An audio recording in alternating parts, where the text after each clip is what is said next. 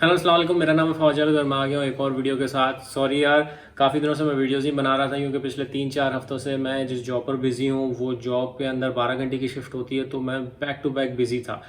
Video start करने से पहले मैं सबसे पहले कॉन्ग्रेचुलेशन करना चाहूँगा। इंटरनेश के नाम से एक लड़का है देव, जो कि इंडिया से है, जो मेरी तरह वीडियोस बनाता है। उसका 491 रिसीव हुआ है। अगर आप देख रहे हो वीडियो तो यार congratulation, it's very positive news.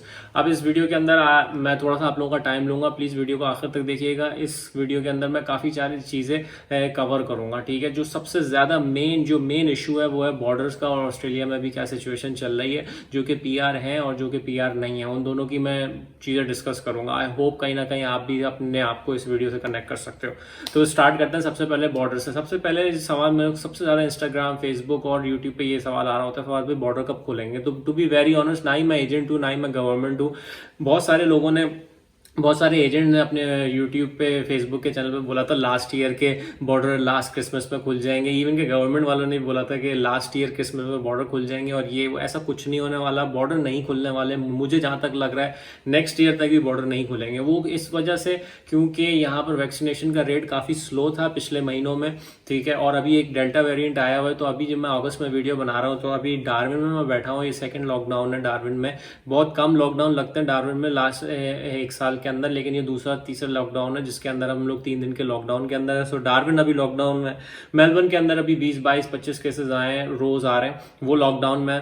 Sydney अभी लॉकडाउन में। सिडनी में मेरे ख्याल है 500 या 600 केसेस आ रहे हैं एवरी डे। 500-600 बहुत ज्यादा होता है। तो और सबसे सख्त तरीन अभी सिडनी में लॉकडाउन लगा हुआ है, ठीक है। और एसीटी जो कि ऑस्ट्रेलियन कैपिटल टेरिटरी है, वहां पर भी अभी तकरीबन मेरे ख्याल है 8 या 10 केसेस आ चुके हैं। तो आप अंदाजा लगाओ, सिर्फ एक पिक्चर सोचो कि सबसे बड़ी इकोनॉमी हब जो है सिडनी का, जहाँ पे पोर्ट भी है, वो अभी लॉकडाउन में 500-600 केसेस आ रहे हैं। उसके बाद second biggest city is Melbourne, जहाँ के 5 मिलियन लोग हैं, वो भी अभी लॉकडाउन में। जितनी फैक्ट्रियां से जितनी सबकी मैन्युफैक्चरिंग है वो भी अभी लॉकडाउन के अंदर है। एसीटी जहां पर लोग गवर्नमेंट अपनी सारे डिसीजन लेती है, इमिग्रेशन सब कुछ करती है, वो भी अभी लॉकडाउन में। और बाकी शहरों के अंदर भी अभी प्रोबेबली है कि वहां पर भी वो लोग भी लॉकडाउन में चले जाएं। तो अभी ऑस्ट्रेलिया के हालात अप एंड डाउन जा रहा है, ठीक है। ऑस्ट्रेलिया की इकोनॉमी बहुत स्ट्रांग है क्योंकि यहाँ की इकोनॉमी ज्यादातर, यहाँ की माइंस जो है ना, यहाँ पे गोल्ड माइंस है दुनिया के, मेरे ख्याल है टॉप 10 में आता है ऑस्ट्रेलिया। यहाँ पे इतना गोल्ड निकलता है, कोल माइंस हैं यहाँ पे, शीप्स हैं जो कि ट्रांसपोर्ट होती है कतर और बहुत सारी जगहों पे। तो इट्स सेल्फ पॉपुलेशन छोटी होने की वजह से ऑस्ट्रेलिया कूप अप कर रहा है कि उसको टूरिस्ट की जरूरत नहीं है, उसको चाइनीज स्टूडेंट्स की जरूरत नहीं है, फिर भी वो चला रहा है। तो ये वो बात हो गई कि भाई बॉर्डर नहीं खुलने वाले। सेकंड चीज कि भाई कोविड का भी क्या हालात चल रहे हैं। कोविड के मैंने एक चीज नोटिस की है कि कोविड के इन हालात के अंदर सबसे ज्यादा जो फायदा हो रहा है ना, वो उन लोगों के को हो रहा है कि जिन्होंने मेलबर्न के अंदर अपना एबीएन बनाया हुआ था या सिडनी के अंदर एबीएन बनाया हुआ था, एबीएन रजिस्टर था उस शहर के अंदर। तो जब लॉकडाउन लगा, जब भी लॉकडाउन लगता है, तो जिन्होंने अपना एबीएन रजिस्टर कराया हुआ था उनको 2000, 2500 फोर्टनाइटली या महीने के, या कुछ जगहों पे 3000, कुछ जगहों पे $5000 मिल रहे हैं घर में बैठने के, अगर आपके पास एबीएन बना हुआ है वहां पर। तो मैं सिर्फ एक रफली उन लोगों को बोल सकता हूँ कि यार गाइस, आप लेते रहे हो पैसे, लेकिन मुझे ऐसा फील होता है कि ये आगे जाके कहीं ना कहीं पकड़ेंगे, क्योंकि जब ये ऑडिट करेंगे, ये चेक करेंगे कि भाई तुम तो ऑस्ट्रेलियन थे ही नहीं और तुम तो सिटीजन थे ही नहीं, तो फिर तुमने ये किस तरह से कर लिया। जिन लोगों ने किया हुआ है वो करते रहे, जो जैसा है। मेरी अपनी प्रोडिक्शन है, मुझे लगता है ऐसा, ठीक है। क्योंकि अभी अकाउंटेंट को भी काम चाहिए, कोई बाहर से आ नहीं रहा, तो बाहर से कोई ज़्यादा अकाउंटेंट के पास ज़्यादा बिजनेस नहीं आ रहा, और जो बिजनेस अंदर ही अंदर चल रहा है, हर बंदा अपने बिजनेस को कट डाउन किया हुआ है, तो वो हर किसी को अभी पैसे चाहिए, ठीक है। तो ये एक चीज़ हो गई। अब स्टार्ट करते हैं हम सेपरेटली, पहले 491 को देखते हैं, फिर 190 को देखते हैं। ये वो वीज़ा है जो आप कि जो जिन जिन लोगों की पीआर नहीं हुई उन लोगों के लिए ये पीआर बना रही है, उनकी उनकी जिंदगियां बना रही है। मी माइट सेल्फ के मैं अपना क्या कहते हैं 491 की परसुएशन के अंदर हूँ, और मैं उसकी वजह से डार्विन के लिए आया हूँ। तो बहुत सारी जगहों पर जो मुझे जानते हैं वो मेरे स्टेटस को पता है, जो मेरे साथ में रहता है उनको मेरे स्टेटस का पता है कि भाई मैं किस पोजीशन पे हूँ अभी। लेकिन कहने का मकसद ये है कि भाई देखो, 491 का जो अभी चक्कर है ना, वो पिछले एक साल में जिन जिन को मूव होना था वो ऑलरेडी मूव हो चुका है, ठीक है। जिन जिन जो जो लोगों ने अपना स्टूडेंट वीज़ा टीआर ख़त्म कर लिया था वो अब मूव ऑलरेडी हो चुके हैं। अब सिर्फ और सिर्फ वो लोग रह गए हैं जिनकी 1 साल या 2 साल की स्टडी कंप्लीट हो रही थी, या बैचलर 3 साल का 4 साल का था वो कंप्लीट हो रहा था, अब वो लोग टीआर पे जा रहे हैं। तो वो लोग कंफ्यूज हुए हैं कि अब हम लोग क्या करेंगे। मेलबर्न में और सिडनी के अंदर पीआर तो होगी नहीं अनटिल अनलेस आप या तो कोई ट्रेड कोर्स में हो, या मेडिकल का कोई कोर्स पढ़ रहे हो, या इंजीनियरिंग का कोई कोर्स पढ़ रहे हो, तब जाके आपके पॉइंट्स मैचअप होंगे और फिर आप कर सकोगे। करना ये है कि मैंने पिछली वीडियो में भी बताया था कि अगर आप मेलबर्न में हो तो आप मेलबर्न से 100 किलोमीटर दूर चले जाओ, ठीक है, रीजनल एरिया के अंदर। अगर आप एडिलेड में हो तो एडिलेड इटसेल्फ रीजनल में, लेकिन उसमें भी आप 100 किलोमीटर दूर चले जाओ। सिडनी में कहीं रह रहे हो तो सिडनी में तो कम से कम 200 किलोमीटर दूर चले जाओ, क्योंकि सिडनी की पॉपुलेशन बहुत बड़ी है और वो बहुत ज़्यादा बड़ा हो, उसके रीजनल एरिया में चले जाओ, ठीक है। सिडनी के अंदर सीट्स भी काफ़ी ज़्यादा हैं और चांसेस भी बहुत ज़्यादा हैं। सिर्फ और सिर्फ आपको करना ये है कि जेन्युइनली आपने वहाँ जाके रहना है, वहाँ पे काम करना है, कोल्स वुलवर्थ में जाके अपना कार टैप करना है, चीज़ें खरीदनी है, और वहाँ पर आपने टैक्स पे करना है जहाँ पे आप कंपनी में काम कर रहे हो। मोस्ट प्रोबेबली 491 उन लोगों को आ जाएगा। ज़्यादातर आप उनकी स्टोरी सुनते हो। मैंने यहाँ पे आजकल एक माहौल देखा हुआ है अपने लोगों में, लड़कों में, कि वो किसी बंदे को जानते नहीं है, उनको किसी ने आके अपने दोस्त की स्टोरी बताई होती है कि उनका ऐसा 491 आ गया, उनका ऐसे 190 आ गया, तो वो स्टोरी इतना स्प्रेड करते हैं नेगेटिविटी में कि उन हर दुनिया को ऐसा लग रहा होता है यार ये तो पीस ऑफ केक है। भाई बहुत सारे लोग अपने 491 और 190 की फाइलें में फंसे हुए हैं। बहुत सारे लड़के अपने स्टेटस के अंदर एमआरटी डाली हुई है, जिनका वीज़ा एक्सटेंड नहीं करवाया उन्होंने, बल्कि अपने एमआरटी की डायरी जब टीआर से वो उतरे, क्योंकि उनको फुल वर्किंग राइट्स चाहिए थी, वो बताते नहीं है। जिन लोगों का रिजेक्शन होता है वो लोग नहीं बताते। कौन कौन कहाँ से कौन सी स्टोरी लाके किसके कान में भर देता है, वो आगे उसको स्प्रेड कर देता है। मुझसे कोई आके बोलता है भाई उसका 491 आ गया, तो मैं उससे पूछता हूँ भाई तुम जानते हो उससे? तो मैं उसका नाम पता है, मुझे बताओ। अगर वो मैं उसको जानता हूँ ना पर्सनली, तो मैं उसकी स्टोरी डिस्कस करूंगा। तो प्लीज गाइज अपने कानों में इस तरह से फजूल बातें मत भरो कि क्या करना है ये, कि कौन किसका 491 आ गया। सबसे पहले एक चीज़ मैं बता दूं यार गाइस, 491 और 190 इतना डिफिकल्ट नहीं है। अपनी एप्लीकेशन खुद भरो। एजेंट्स को $2,000 $4,000 मत दो। मैं एक लड़के को ऐसे जानता हूँ, मैं ये नहीं बोलूंगा दूसरों की तरह कि मैं काफ़ी लड़कों को ऐसे जानता हूँ जिन्होंने 10,000। एक लड़के को ऐसे जानता हूँ जिसने $4,000 दिए हैं एजेंट को सिर्फ और सिर्फ 491 की एप्लीकेशन भरने के लिए।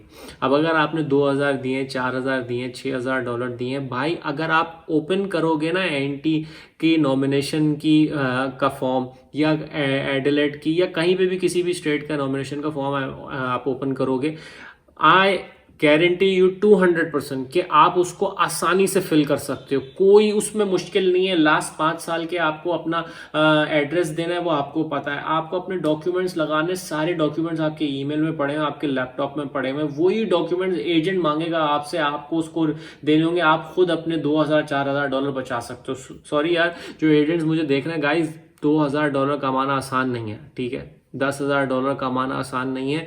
बहुत सारे लड़के स्ट्रगल कर रहे होते हैं पैसों के लिए, ठीक है। जॉब्स कहीं पे भी कर रहे हैं, लेकिन हर किसी के लांझे हैं भाई, हर किसी के प्रॉब्लम फंसे हुए हैं। कोई स्टूडेंट वीज़ा पे है, उसकी बीवी के साथ उसका बच्चा हो रहा है, वो स्टूडेंट वीज़ा पे इंश्योरेंस भी पे कर रहा है, $320-400 इंश्योरेंस पे कर रहा है, महीने का रेंट दे रहा है। बीवी प्रेग्नेंट है तो उसको 6 महीने से वो काम नहीं कर रही, साल से काम नहीं कर रही, तो उसका भी खर्चा दे रही है। बच्चा पैदा होगा, फिर उसकी इंश्योरेंस, उसका पासपोर्ट, उसकी हर चीज़, खर्चे होते हैं।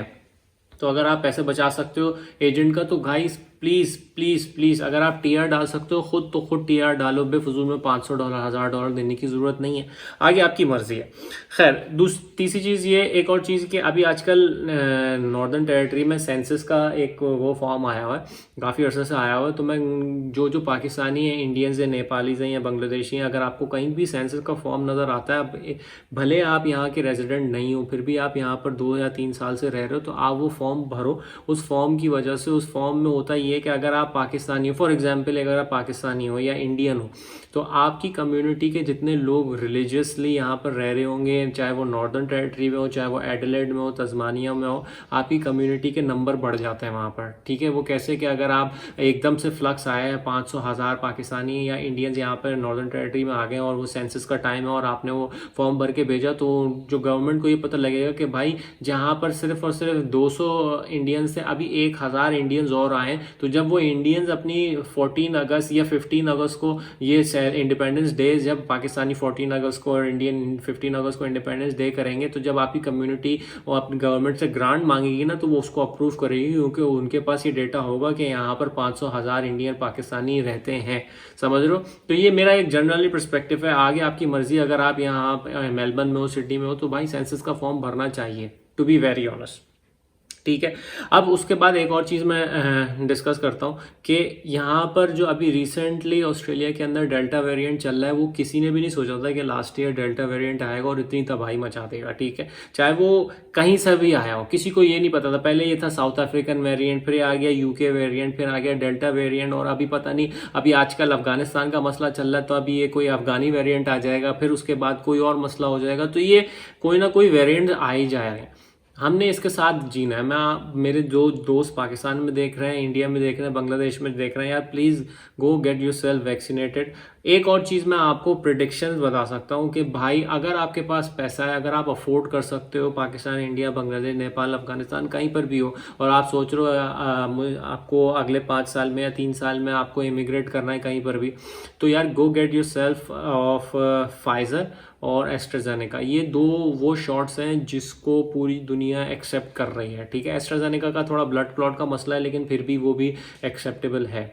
फाइजर सबसे टॉप पे जा रही है, फाइजर, एस्ट्राजेनेका, क्योंकि अगर आपने उसके शॉट लगाए हो, आपके पास वो सर्टिफिकेट होगा, आप गवर्नमेंट के अंदर रजिस्टर्ड होगे कि आपने ये वाला शॉट लगवाए, तो आपको क्या कहते हैं, ट्रैवल करने के लिए आसानी होगी। इवन दुबई जाने के लिए, कनाडा, अमेरिका, यूके, इन जगहों पे जाने के लिए ना आपके लिए बहुत ज़्यादा मॉडर्ना हो गया, और जो वैक्सीन जो WHO ने एक्सेप्ट की हुई हैं, जो उसमें रजिस्टर्ड है, वो वाले शॉट लगवाओ। साइनोफैक्स पाकिस्तान में चल रहा है, ठीक है, आप अपनी जान बचाने के लिए लगवा सकते हो, लेकिन अगर आपके पास पैसा है और अगर it's available in Pakistan Pfizer की, तो उसकी डोज ज़रूर लगवाओ, क्योंकि वो अगर आपको ट्रैवलिंग का करना है, अपने दिमाग में रखना है कि यूरोप कहीं जाना है आपने, तो आप उसको मैं प्रेफर ये करूँगा कि भाई उसका शॉट लगवाओ अगर आपको आगे बढ़ना है। दूसरी चीज़ ये कि आजकल बहुत सारे लोग, मैंने देखा है कि डिजिटल मार्केटिंग का, डिजिटल क्रिप्टो का आजकल बड़ा दौर चल रहा है। तो अगर अगर अगर अगर अगर कोई लड़का, कोई अच्छा बंदा जिसको पता है कि भाई क्रिप्टो करेंसी में कैसे करते हैं, मैंने भी इंटरेस्ट लिया है, मैं भी देखना चाहता हूँ कि होता कैसा है, क्या हो रहा है, तो गाइज मैं ज़रूर ये बोलूँगा कि आप अपना एक्सपीरियंस लड़कों से शेयर करो। वो क्यों? क्योंकि देखो यार, पिछले 10 साल पहले किसी को ये भी नहीं पता था, 15 साल पहले, कि फेसबुक भी कोई चीज़ है। फेसबुक आई और सब लोगों ने देखा। फेसबुक का पॉजिटिव भी है, नेगेटिविटी भी है। किसी को ये नहीं पता था कि इंटरनेट इतनी जल्दी से पूरी दुनिया में फैलेगा, किसी को भी नहीं पता था, लेकिन वो फैल गया। किसी को ये नहीं पता था कि नोकिया के फ़ोन के बाद एप्पल का आईफोन भी कभी इतना आगे बढ़ेगा, फिर भी हो गया। किसी को ये नहीं पता था कि पेंडेमिक के दरमियान में सबसे ज़्यादा हाई नेटफ्लिक्स के क्या कहते हैं व्यूज़ जाएंगे। किसी को भी ये नहीं पता था कि कोविड-19 के अंदर यहाँ पर ट्रैवल के लिए आपको वैक्सीनेशन भी करवानी पड़ेगी। तो बहुत सारी चीज़ें अगर आप स्टार्टिंग से एडजस्ट कर लो और अंडरस्टैंड कर लो तो आपके लिए फ़ायदा है। बहुत सारे लड़के इसके अंदर बहुत अच्छा पैसा कमा रहे हैं। जैसे एक पाकिस्तान में वकार ज़का है, वो एक अच्छा, मुझे नहीं पता, मैं उसकी वीडियोज़ देखता हूँ लेकिन मुझे कभी समझ ही नहीं आता मोस्टली। लेकिन मैं कहने का मकसद ये कि अगर आप में से कोई ये चीज़ें कर रहा है तो guys share your knowledge on YouTube, on Facebook.